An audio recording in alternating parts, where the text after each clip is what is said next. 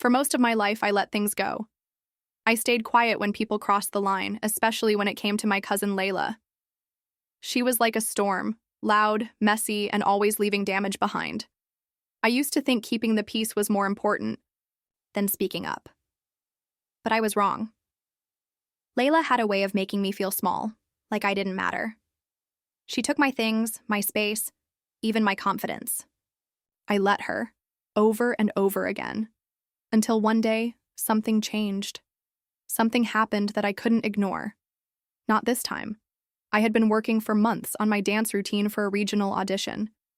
It was the first time I truly felt excited about something. I practiced late at night, skipped hangouts, and even turned down a school trip to focus. Every move, every beat, I had it memorized like a prayer. My parents didn't fully get it, but they were proud. For once, it wasn't about Layla. It was my thing, just mine. I even bought a new pair of sneakers, white with gold stripes. Not expensive, but special. I kept them hidden, just in case Layla got curious. The day before the audition, I opened my closet to check on the shoes. They were gone. My heart dropped. I tore through my room, convinced I had just moved them. But deep down, I knew. I ran, downstairs trying to stay calm. Layla was in the living room, casually scrolling through her phone. On her feet, my shoes, mud-stained, creased, like they'd been worn through a football field. My mouth went dry. She looked up at me and said, "Oh, those? Chill, I needed something comfy." No sorry, no shame, just that smirk. That was her way. I felt heat rise in my face, but I said nothing. My aunt and uncle were in the kitchen. I knew if I caused a scene, I'd be the one in trouble. That's how it always went. Layla could do no wrong. Let it go, I told myself. Focus on your routine. But it stuck in my chest like a rock. All night, I stared at the ceiling, angry, hurt, and scared I wouldn't perform the next day because of her. That's when I realized she wasn't just annoying, she was ruining things that mattered to me, and I kept letting her. At the audition, I wore old shoes. They didn't fit right. I stumbled during my spin and froze mid-step. I blew it. I smiled through the judges' polite claps, but inside I felt like screaming. I could have done better.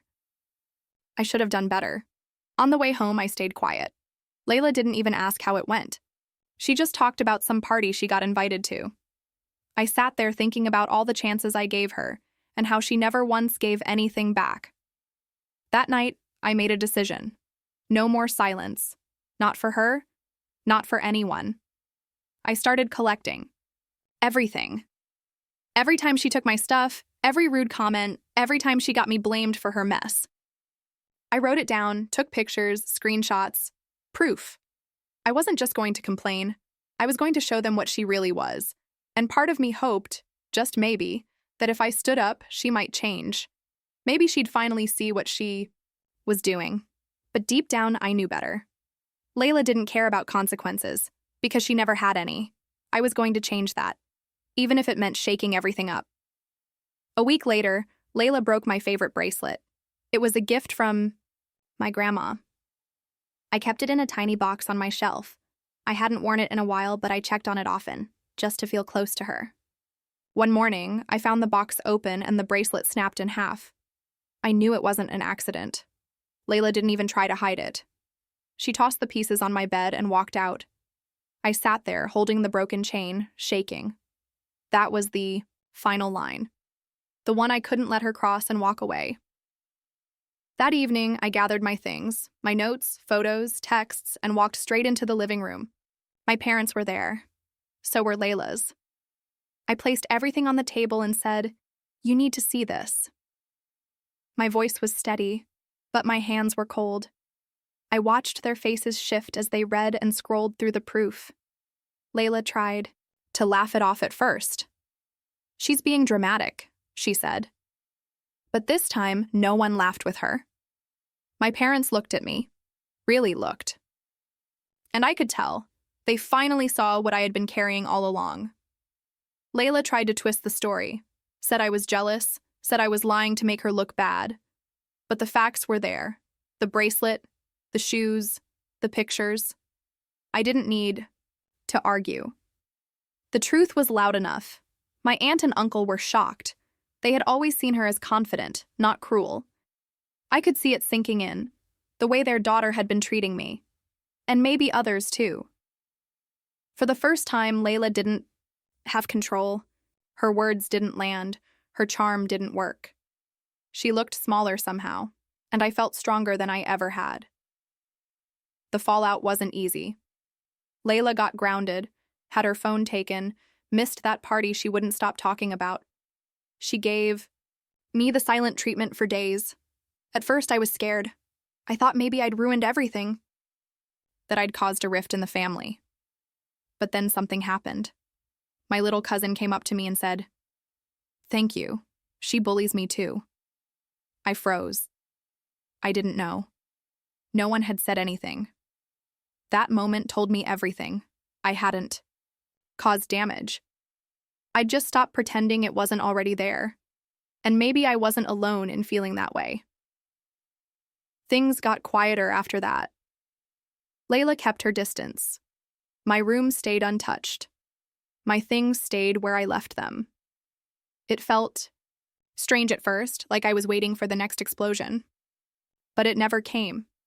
Slowly, I started to breathe easier. My parents encouraged me to re-audition the next season. I said yes. This time I was going to dance for me. No fear, no shadows. I bought new sneakers. They weren't fancy, but they were mine.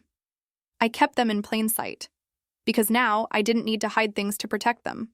I just needed to protect myself. Layla never apologized, not really. She mumbled something like, "My bad," once in passing, but that was it. I didn't expect more. I wasn't doing this for an apology. I did it to take back my space, my voice, my peace. And honestly, I didn't realize how heavy everything had been until I let it go. Speaking up didn't just change how people saw her, it changed how I saw myself. I wasn't the weak one. I wasn't dramatic. I was just done pretending. And that made all the difference. That made me free. I started helping others speak up too. Friends at school who were dealing with their own Laylas. I didn't have all the answers, but I knew how it felt to be stuck in silence. Sometimes just having someone say, "I believe you," can be everything. I joined a peer support group. I started journaling. I started dancing again. Not just for auditions, but for fun. I laughed more. I smiled without forcing it. I was becoming someone I actually liked being around. Someone who didn't let fear make decisions. Someone who stood up even when her voice shook. It's funny how one moment, one pair of shoes, one broken bracelet can change everything. But it wasn't just about the stuff. It was about what they represented. My voice. My boundaries. My worth. And the truth is, Layla didn't take those things. I gave them away, trying to keep the peace. But I'm done doing that. Peace isn't real if it costs you your self-respect. Now I choose myself. I protect what matters. And I know it might happen again. Someone might cross the line. But next time, I won't stay quiet.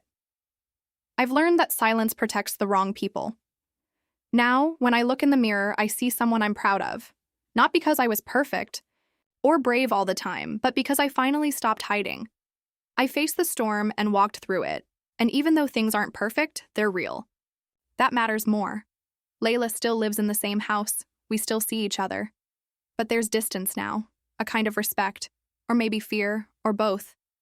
Either way, she knows the old me is gone. I'm not someone you push around anymore. And honestly, that feels really, really good.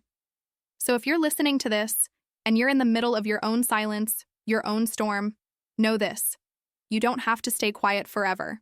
You don't owe anyone your peace just to keep theirs. Speak up, write it down, tell someone, because the moment you use your voice, even just once, everything can start to change.